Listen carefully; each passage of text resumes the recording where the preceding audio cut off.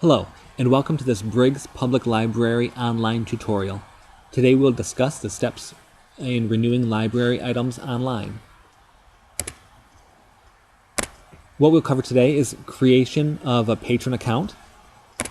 We will discuss the available library services that are online for our patrons. And finally, we'll actually go through and renew an item checked out to a library patron. So the first step will be to direct your web browser to the Briggs Library homepage. That's briggspubliclibrary.org. And Briggs has two G's in it. Okay, so once that pops up, you'll notice here on the right-hand side, this gray box under the library catalog heading that says search for books and other library materials and log in to my account. That will bring up our library catalog, which will also double as the portal to access patron accounts online. Over here on the left, this login toolbar is where we're going to create our account. If this is your first time and you are in fact setting up an account, you'll need your library card with you, and the barcode will be found on the back side of your library card, and you're going to copy it exactly as it appears. For most of you, you'll find it's the letter P, as in patron, followed by a 5-digit number. If you have an older library card, the P will be there, but there will be a space followed by either a 3 or 4-digit number. Whatever the case is, you just want to make sure that you're copying it exactly as it appears on your card. We're going to be logging in as a staff patron, so ours will just be a 1-digit number and it'll look a little different from yours, but the process is the same. And for the password the first time you log in, you're actually going to use the word user pass as it appears right here. Except it doesn't have to be capitalized and you won't include the quotation marks. So go ahead and type in user pass, and when you hit enter, a dialog box will pop up asking you to change your password immediately. So you're not using the default password anymore. You want to make sure that you're following all of the standard safety rules when creating a password, making sure that it's typed the same in both boxes, clicking done. If at any time you either lose your password or can't remember it, you can contact the library and we can reset your password so it goes back to user pass and you'll just start the process over again. Okay, but now that we've logged in, you'll notice here at the top, it says Welcome Story Hour. That's the patron that I logged in as. It's the Story Hour account where we keep track of all the books that we're using for our programming. But it'll say, up here it'll say the name attached to the library card that you've logged in with. So it'll say your name up there. This black My Account tab is what we're looking for. This will show you all of the services available to you online. I'll just go through and reference them all, and then we'll actually go through and start the renewal process. But you can see the items you have checked out. Here in the red oval, you can see we have 44 items checked out to our Story Hour account. We have no items reserved. We have no items lost, thankfully. The checkout history is an optional service. If you turn it on here, either through this website or we can do it for you at the circulation desk, the system will keep track of the books that you check out.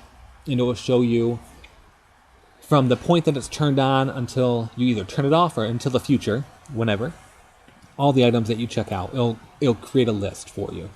Also, your fees and fines can be found here, and the web links and your favorite resources at the bottom are a place where you can store either websites or it's another bookmarking service, much like this browser already has.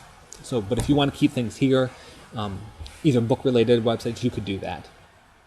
Going back up to the items we have checked out, though, you'll see this list of 44 items pop up, and hopefully you'll notice right away that some things are in red and some things are in black. Any item in red, as you'll notice here at the top, means that it's overdue. So we'll go through the columns here. The title of all of your books, the author, the call number on the spine, the date that it was checked out here from the library, and the time, so you know exactly when you were here and it was checked out. And then the due dates. Any fines? You'll see that even the overdue items for this patron don't have fines because it's a staff patron and we don't charge fines to our staff patrons like this. If it were my personal account, though, you would see that there would be fines assessed to all of these red items. The number that you see here in the fine column may be different from what appears in the fines and fees screen, because the number that appears here is only items that have been checked in. These items show you what the fine would be if it were to be checked in today. But because the item is still not returned, that fine is not actually on your account until the item is brought back to us. So that's why there may be a discrepancy in these two screens as far as fines are concerned. This next column is the status, and it will tell you the status of your item, whether or not it can be renewed. You'll see right here we've already renewed multiple items, and it says 1 of 1. That means because most items in the library can be renewed one time, so it tells us that we've already renewed this item one time, so now we are at the limit. We can't renew them anymore. This item right here says it's not renewable because it's a movie that we had to pay for. So any item that you have to pay for upon checkout cannot be renewed because you would have to be charged for it a second time.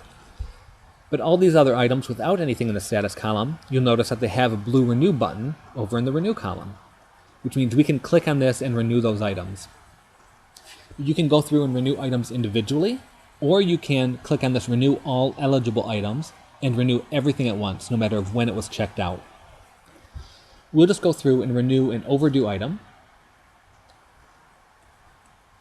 Click on that. We get our successful renewal box. Click OK. And you notice that this one, Fox and Hen Together, the book that we renewed, is now changed from red to black.